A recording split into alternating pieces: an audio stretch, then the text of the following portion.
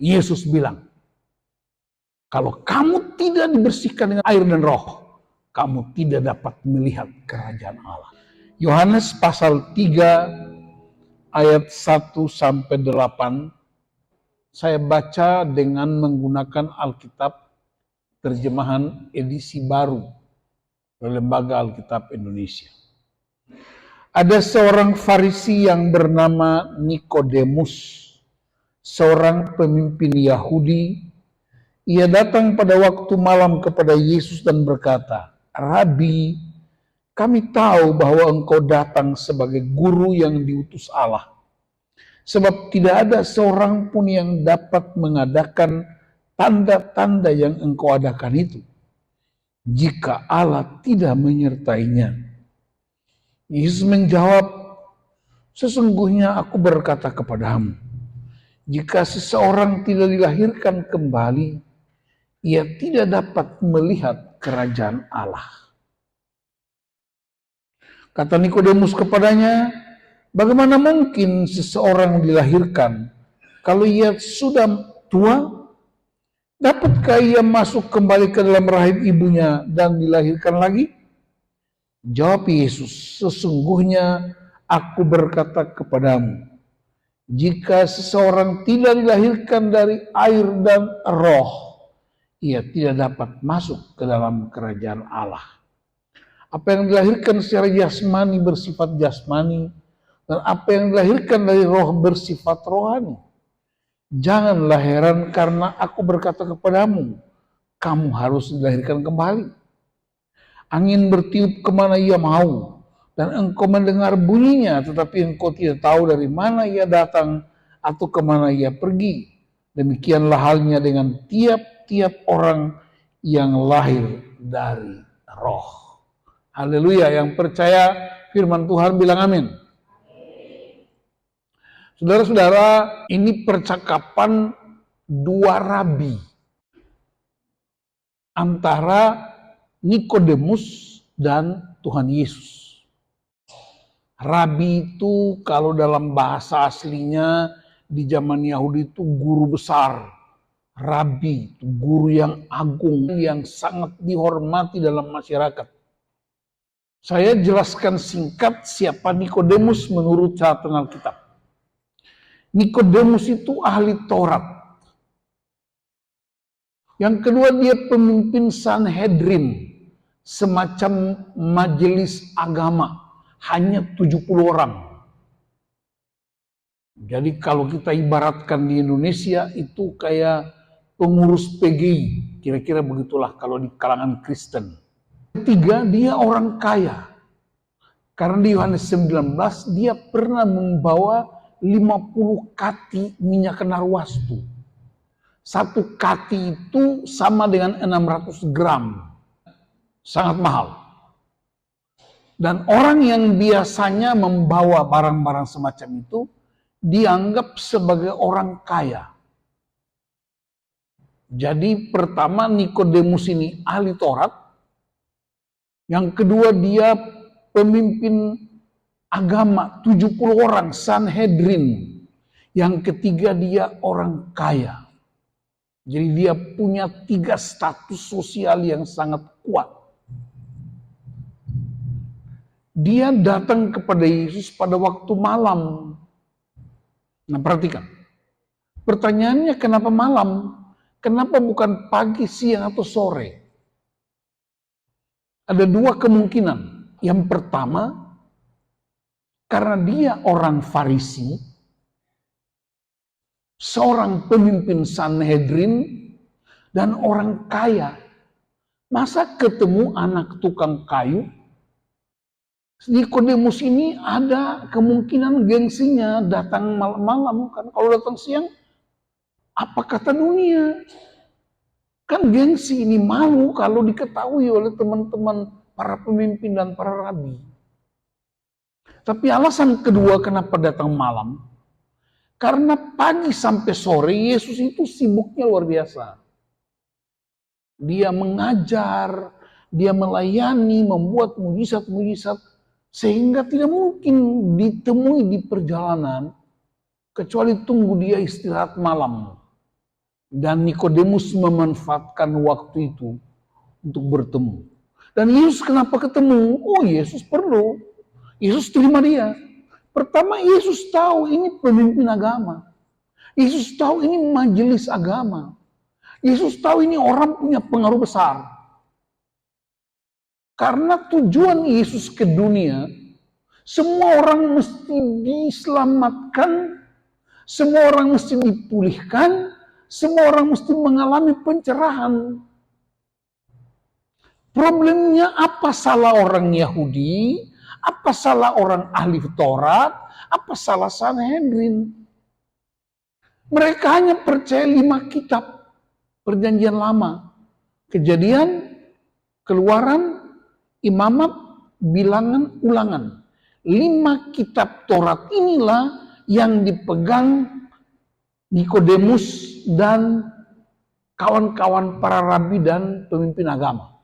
Nah, kelompok mereka ini eksklusif.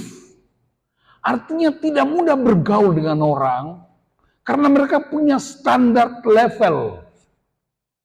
Dia nggak boleh makan dengan orang miskin. Dia nggak boleh lihat perempuan sembarangan di jalan. Apalagi dia nggak boleh makan tanpa cuci tangan. Dan mereka sangat jelimet membuat aturan-aturan yang begitu rumit. Dari mana aturan itu?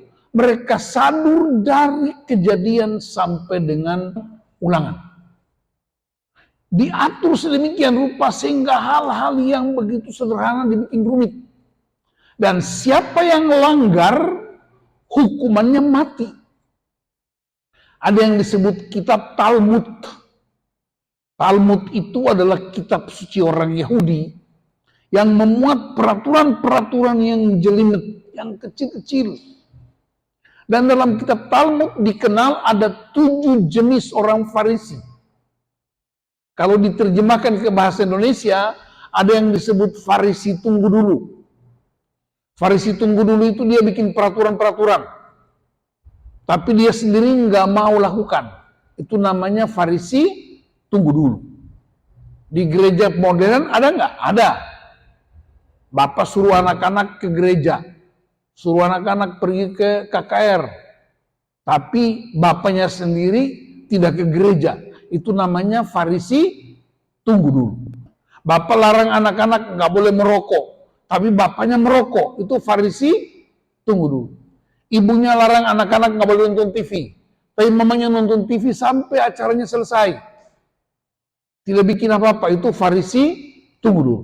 Jadi Nikodemus dan sahabat-sahabatnya para ahli Taurat, para pemimpin Sanhedrin itu membuat keputusan semacam mahkamah agama. Siapa yang melanggar aturan-aturan tadi, hukumannya mati. Tapi perhatikan, orang Yahudi ini juga tidak lupa sejarah. Apa sejarahnya?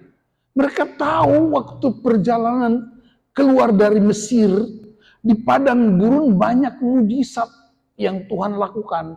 Cuma Tuhan nggak kelihatan. Yang lakukan itu Musa. Saya rasa Musa ini dia marga Sinulinga kali ya. Atau marga apa dia? Purba kali. Ya. Nah, Musa atas kuasa Tuhan banyak mujizat. Apa itu? Tiang awan muncul pada waktu siang. Tiang api. Musa taruh tongkatnya ke laut Kolsum dan lautnya terbelah. Dan orang Israel bisa lewat. Dia tunjuk batu karang dan keluar air. Nah, mujizat-mujizat macam begitu, orang Yahudi itu cukup demen, tuh mereka senang.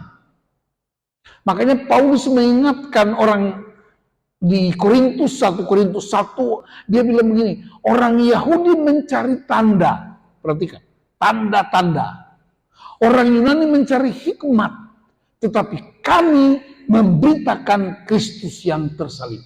Beda itu dua. Nah, karena Nikodemus ini orang Yahudi, mereka tergerak dan melihat tanda. Dan kalau ada tanda-tanda ajaib, mereka bilang itu dari Tuhan. Makanya dia datang kepada Yesus. Perhatikan ayat 2. Ia datang pada waktu malam kepada Yesus dan berkata, Rabi, kami tahu bahwa engkau datang sebagai guru yang diutus Allah. Apa alasannya diutus Allah? Perhatikan. Sebab tidak ada seorang pun yang dapat mengadakan tanda-tanda yang engkau adakan itu jika Allah tidak menyertainya. Jadi Nikodemus tahu betul di hukum-hukum itu, di kitab Keluaran, cerita tentang tanda-tanda dan mujizat-mujizat yang Allah lakukan menyertai Israel selama 40 tahun. Dia tahu itu karena ahli Taurat. Maka mereka mengaku dan dia mengaku bahwa Yesus ini diutus Allah. Itu prinsipnya. Sampai tingkat itu tidak ada yang salah. Dia mengakui siapa Yesus. Yesus juga tahu bahwa orang Farisi ahli Taurat itu tidak senang dengan kehadiran Yesus. Kenapa? Karena kehadiran Yesus mengganggu orang-orang ini. Apa yang terganggu? Pengikut-pengikut mereka itu bisa berpindah. Jadi tiba-tiba Yesus jadi idola masyarakat. Sehingga para pemimpin agama itu terganggu. Wah, ini pengikut kita habis nih. Kalau pengikutnya habis berarti apa? Sumber pendapatan berkurang. Itulah cara berpikir orang Farisi ahli Taurat dan para Sanhedrin. Sehingga Yesus tahu betul kalau pertanyaan-pertanyaan macam begitu belum tentu tulus, bisa jadi pertanyaan yang menjebak dan mencari kesalahan. Maka Yesus tidak memuji apa yang dia ucapkan. Engkau rabi, engkau bikin mujizat, banyak tanda-tanda, berarti engkau diutus Allah. Kan itu kan bangga dong. Yesus bisa aja bilang, betul itu. Kamu betul. Mau minum apa? Kopi? Wine? Jus? Yesus nggak lakukan, tapi Yesus memberi keterangan yang paling dalam.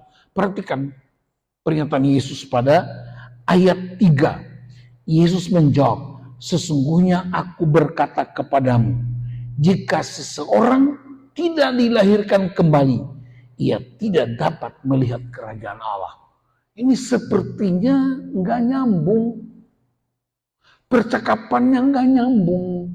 Seolah-olah. Tapi saya mau beritahu, ini percakapannya nggak level. Yesus levelnya beda.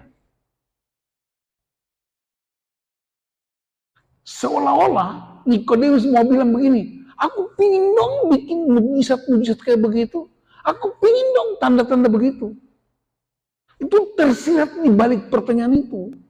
Yesus tahu dong siapa Nikodemus. Sebelum dia bicara, dia sudah tahu di belakang otaknya itu ada apa. Maka Yesus bilang, soal yang jauh lebih dalam. Sesungguhnya, bahasa Inggrisnya most assuredly. Sesungguh-sungguh-sungguh-sungguh. Sesuatu yang benar-benar krusial. Poin utamanya Yesus ialah, kalau kamu tidak dilahirkan kembali, kamu tidak bisa melihat kerajaan Allah. Nah, di sini soal kita. Dengar baik-baik saya ajarkan ini. Kerajaan Allah, kan Yesus bilang, kalau kamu tidak dilahirkan kembali, kamu tidak dapat melihat kerajaan Allah. Kalau begitu apa bedanya? Sorga tempat kediaman Allah. Bilang sama-sama. Sorga tempat kediaman Allah. Neraka tempat kediaman iblis. Kita tinggal di Rawamangun. Namanya apa? Bumi. Jadi ada orang Kristen merasa Yesus datang untuk pindahkan kita dari neraka ke sorga. Salah. Karena kita belum di neraka. Kita sedang di mana? Bumi. Dan bumi kita bernama Rawamangun dan sekitarnya, Pulau Mas. Maka Yesus mengajarkan murid-murid, datanglah kerajaanmu, jadilah kehendakmu di bumi seperti di sorga. Berarti Tuhan mau supaya gaya hidup surga terjadi di bumi. Melalui apa? Kerajaan surga. Dalam kitab Matius pakai kerajaan surga. Kitab-kitab lain pakai kerajaan Allah. Kenapa? Orang kitab Matius pembacanya orang Yahudi. Orang Yahudi itu tidak boleh menyebut nama Tuhan dengan sembarangan. Maka tidak pakai nama Allah tapi pakai surga. Sedangkan di kitab-kitab lain pakai Allah, kerajaan Allah. Jadi kalau saudara ketemu dua istilah ini, kerajaan surga, kerajaan Allah, sama aja. Apa isinya kerajaan Allah? Kerajaan kata dasarnya raja. Maka kerajaan Allah, Yesuslah rajanya, Allah adalah raja. Katakan raja. Raja itu punya kuasa, punya otoritas. Kalau begitu ada raja, mesti ada apa? Rakyat. Siapa rakyatnya? Kita umat. Apa wilayah kekuasaannya? Sorga dan bumi. Ada nggak yang nyambung? Nggak nyambung. Kemuliaan sorga itu beda dengan bumi. Maka bumi mesti dijadikan sebagai tempat kerajaan Allah bermanifestasi. Supaya gaya hidup sorga terjadi di bumi. Oleh siapa? Oleh rakyat yang percaya kepada raja itu. Yang membuat saya heran bin ajaib, kita semua percaya Yesus Tuhan dan Juru Selamat, kita percaya Yesus Raja, tapi kita nggak mau taat pada Dia. Itu namanya pemberontakan. Dan di negara kita dulu ada gerakan-gerakan pemberontak. Nah itu semua ingin memisahkan diri dari NKRI. Apa bahayanya? Urusan sama negara melibas tuh semua gerakan-gerakan yang ingin memisahkan diri dari NKRI. Jadi orang-orang Kristen yang mengaku Yesus Tuhan dan Juru Selamat, yang percaya kepada Yesus, ikut kebaktian, jadi majelis, jadi pendeta, semua aktivitas diikuti, tapi dia nggak taat pada Yesus sebagai Raja, dia nggak mau tunduk pada firman Allah, dia disebut pemberontak. Dalam siapa? Kerajaan Allah. Dan apa risikonya? Alkitab bilang tidak mendapat bagian dalam kerajaan Allah. Kita lihat ayatnya. 1 Korintus 6 ayat 9. Atau tidak tahukah kamu bahwa orang-orang yang tidak adil tidak akan mendapat bagian dalam kerajaan Allah? Jangan sesat. Orang cabul, penyembah berhala, pesina, laki-laki yang ditiduri serta laki-laki yang melakukannya, pencuri, orang tamak, pemabuk, pemfitnah, dan penipu tidak akan mendapat bagian dalam kerajaan Allah. Artinya Anda berada di luar otoritas Kristus sebagai Raja. Dan saudara tahu, kalau orang berada di luar otoritas Tuhan, maka dia ada di mana? Otoritas iblis. Itulah sebabnya Yesus tahu pertanyaan Nikodemus.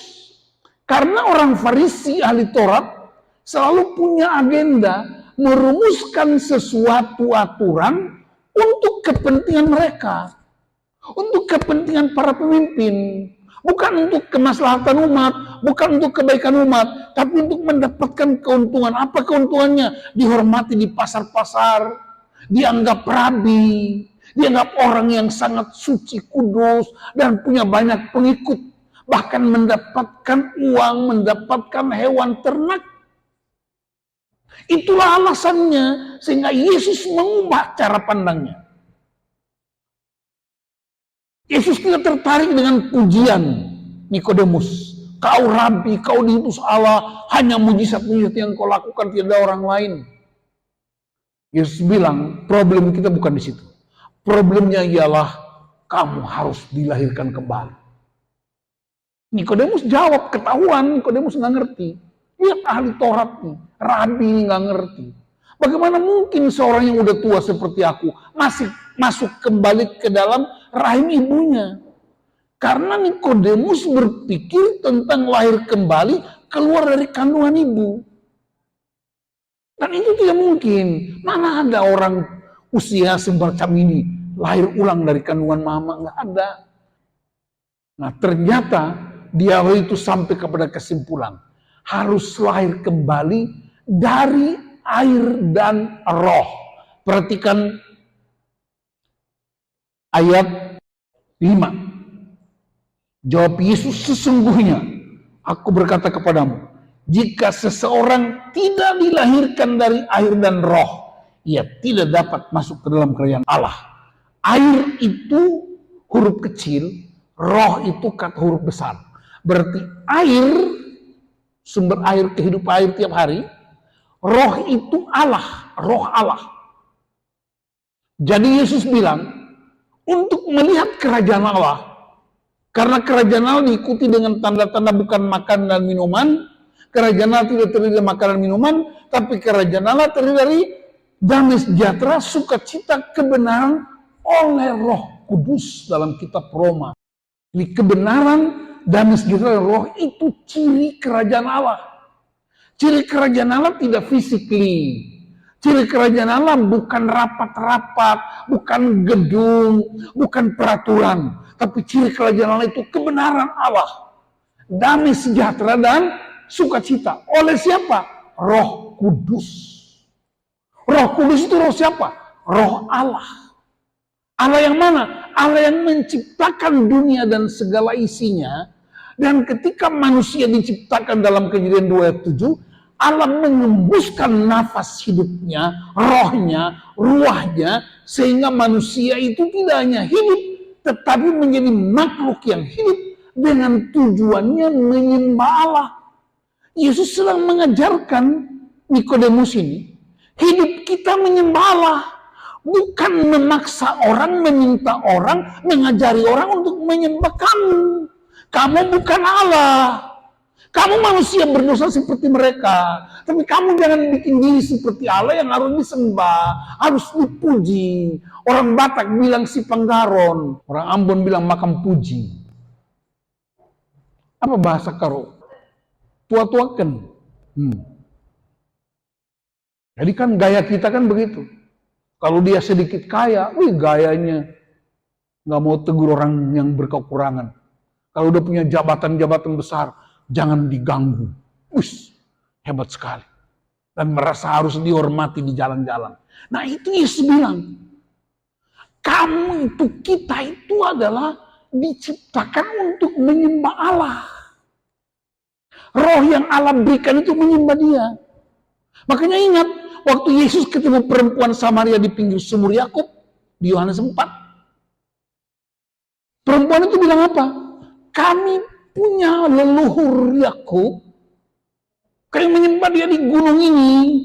Yesus bilang sudah ada waktunya, akan datang waktunya orang menyembah dalam roh dan kebenaran.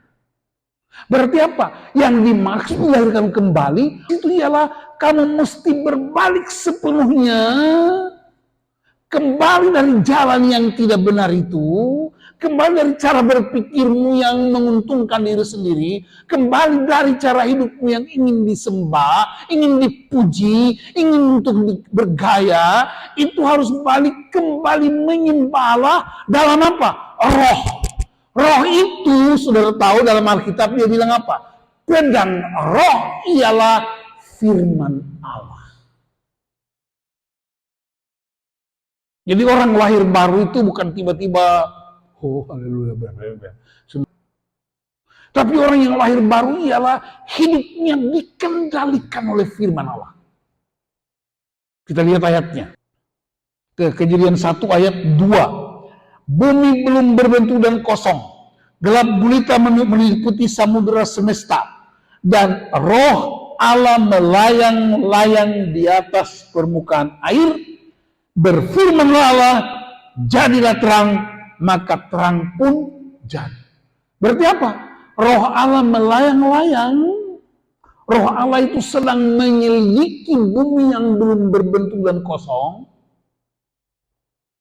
Allah mengucapkan firman jadi terang. Berarti apa?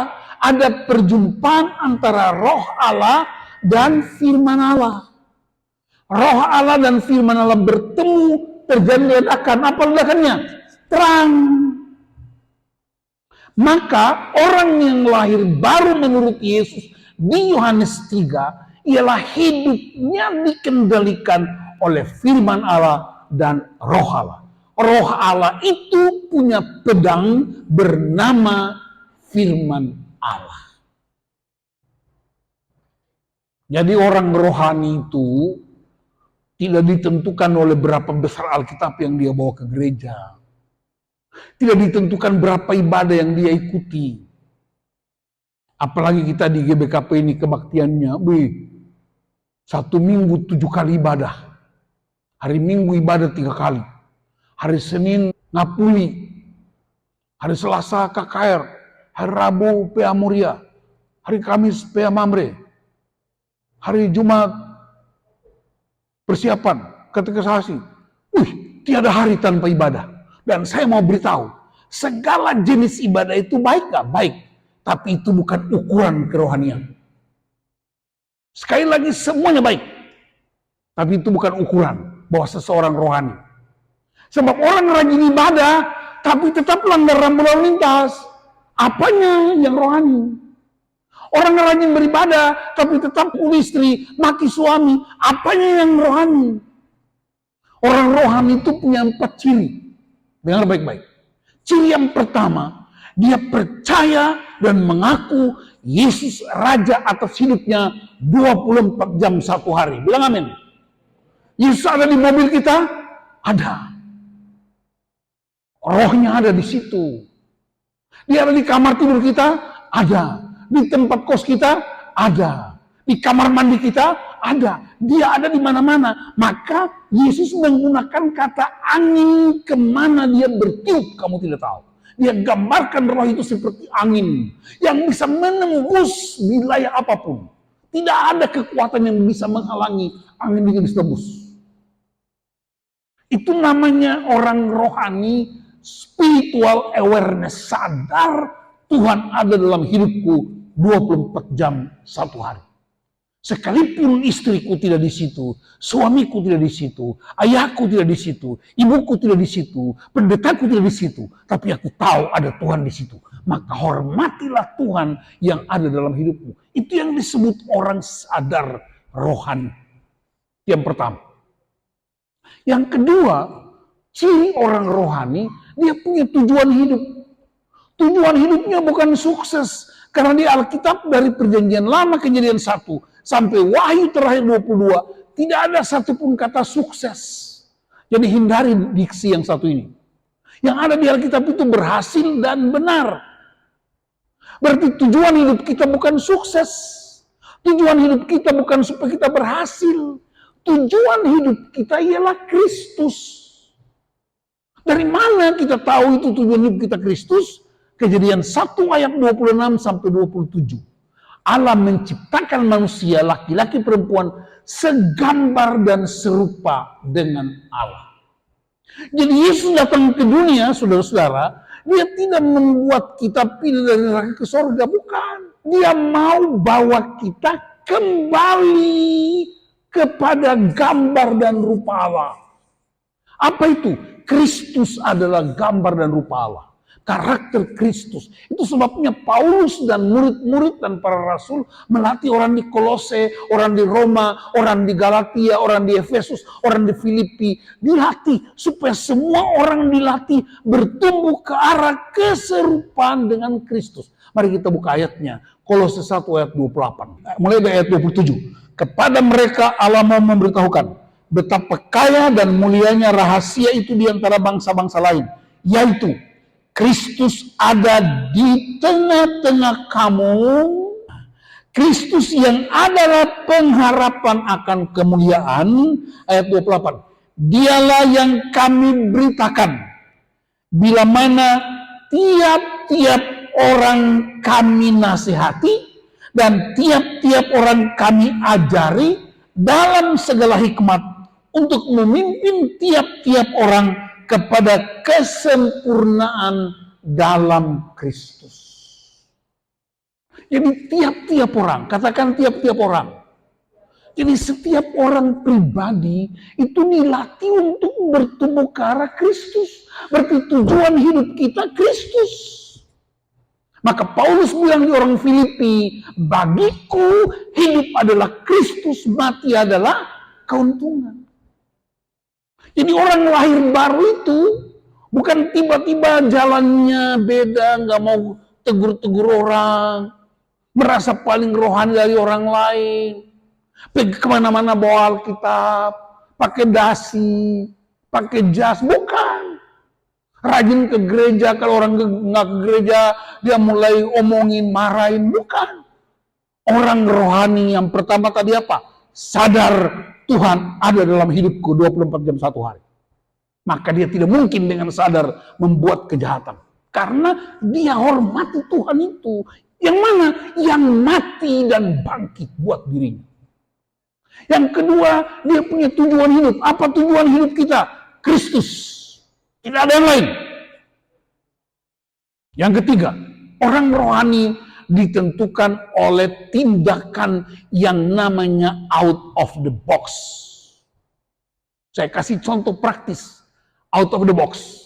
Anda nyetir mobil atau dengan sepeda motor, pas lampu merah, Anda berhenti. Tapi orang di belakang klakson terus. Karena sudah biasa terobos lampu merah. Tapi Anda tetap ada di situ.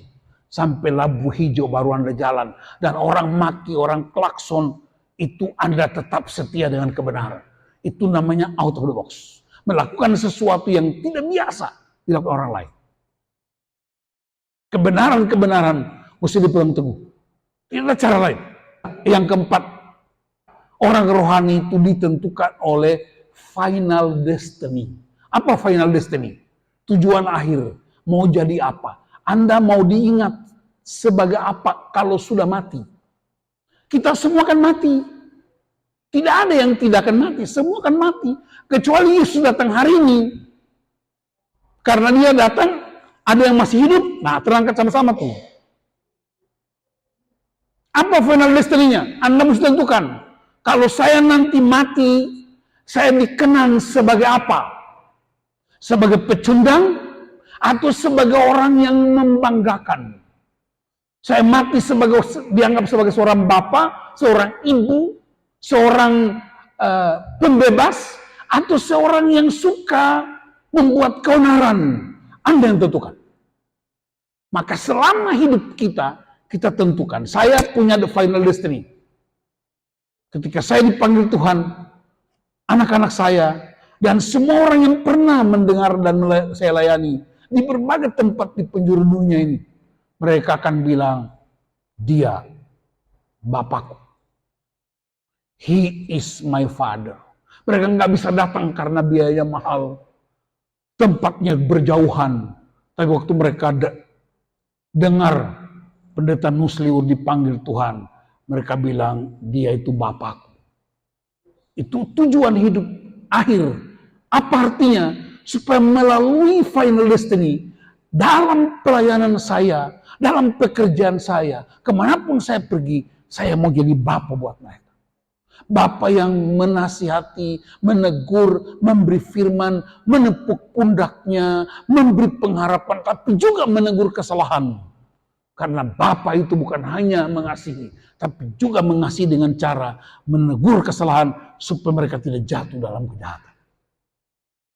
Jadi, saudara-saudara, Yesus mau bilang sama Nikodemus, Bapak Nikodemus, Rabi Nikodemus, Anda nggak perlu masuk ke perut ibu dan lahir kembali, kamu nggak ngerti.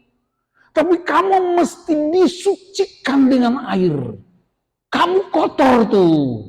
Apa yang kotor? Hatimu kotor, batinmu kotor, karena kamu bikin peraturan untuk menyenangkan dirimu. Semua orang menyembah engkau, semua orang mengakui engkau, semua orang menghargai engkau. Padahal itu cuma label luar. Lihat aja hari ini, banyak orang menyebut diri mulia, tapi ada di penjara, bukan? Banyak orang dikagumi jadi menteri, jadi pejabat ini, pejabat itu. Tapi apa yang terjadi? Mempermalukan keluarga dan anak-anak. Jadi kemuliaan itu milik Tuhan. Bilang amin. Kalau kemuliaan milik Tuhan, kita yang membuat orang memuliakan Tuhan. Maka Nikodemus harus dilahirkan kembali. Pemimpin-pemimpin harus dilahirkan kembali. Yaitu apa? Kamu disucikan, dibersihkan dengan Air itu membersihkan dari luar. Kamu jangan bangga dengan jabatanmu itu. Kamu jangan bangga dengan togamu itu. Kamu jangan bangga dengan pangkat golongan yang diberikan oleh nenek moyang itu. Kamu mesti bersih.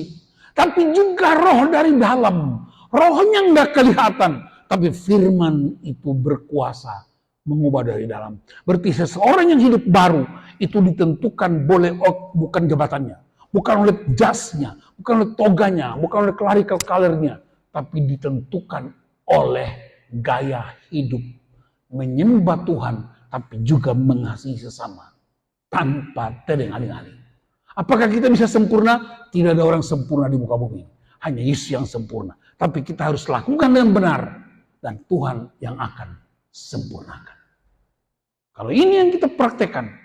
Pengkhotbah 12 ayat 7 bilang. Ketika kamu mati. Tubuhmu kembali menjadi debu.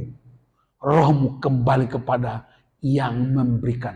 Siapa yang memberikan roh itu? Allah yang memberikan. Maka jangan berniat untuk cepat-cepat masuk surga. Karena Yesus nggak pernah ajarin kita untuk cepat masuk surga. Tapi Yesus ajarin kita untuk mendatangkan surga ke bumi. Karena bumi mesti dipulihkan. Karena hidup kita ada di bumi. Dan semua orang mengalami Kristus di bumi. Kita hidup dalam Kristus, mendengar firman, rajin bersekutu, membangun komunitas yang kuat, dan kita biarkan firman bekerja dan membuat kita mengevaluasi. Ternyata hidup saya selama ini di-drive oleh keinginan pribadi. Hidup saya di-drive oleh asal-usul suku. Hidup saya di-drive oleh jabatan. Hidup saya di-drive oleh kekayaan. Hidup saya di-drive oleh semua yang sifatnya artifisial. Dan sekarang saya mau di-drive oleh firman dan roh. Siapakah itu? Yesus Kristus Tuhan. Itulah yang dimaksudkan dengan kelahiran baru. Dan itu nggak usah dipamerkan. Anda tahu dengan Tuhan, keluarga kita merasakan lahir baru. Ialah taat pada perintah Tuhan. Dengar suara Tuhan. Dan itu akan berdampak bagi pribadi, keluarga, dan masa depan. Nah, kalau kita yang hadir hari ini, yang ini kebanyakan anak muda, Anda juga bisa disebut lahir baru. Apa buktinya? Lakukan. Bukan hidup berdasarkan peraturan saja. Bukan hidup berdasarkan aturan-aturan yang kita ciptakan untuk menyenangkan diri sendiri. Kita hidup berdasarkan firman Allah. Taat pada firman Tuhan. Selalu punya komunikasi dengan Tuhan. Doa, persekutuan, dengar firman. Izinkan Roh Kudus bekerja dalam hidup kita. Karena Roh Kudus itu Allah yang berotoritas. Dan Roh Kudus itu menolong kita untuk mengerti siapa Tuhan. Kalau itu kita praktekkan, lahir baru itu bukan program. Lahir baru itu bukan program gereja. Lahir baru itu gaya hidup Kristus 24 jam satu hari tanpa diprogramkan. Sekali lagi Yesus bilang, kalau kamu tidak dibersihkan dengan roh, air dan roh, kamu tidak dapat melihat kerajaan Allah. Apa itu? Kamu tidak ada di dalam otoritas Kristus sebagai raja. Kalau begitu di mana? Ada di otoritas yang lain. Dan itu membawa kematian. Karena itu lahir baru menjadi gaya hidup gereja. Lahir baru itu sadar Tuhan berotoritas dalam hidup kita 24 jam satu hari. Lahir baru artinya tujuan hidupku Kristus. Perkataan-perkataan yang aku ucapkan tiap hari akan mempengaruhi ketika situasi tidak menyenangkan dalam keadaan apapun. Aku tetap praise the Lord. Haleluya. Puji Tuhan. Bahasa Latinnya bujur melala. Amin.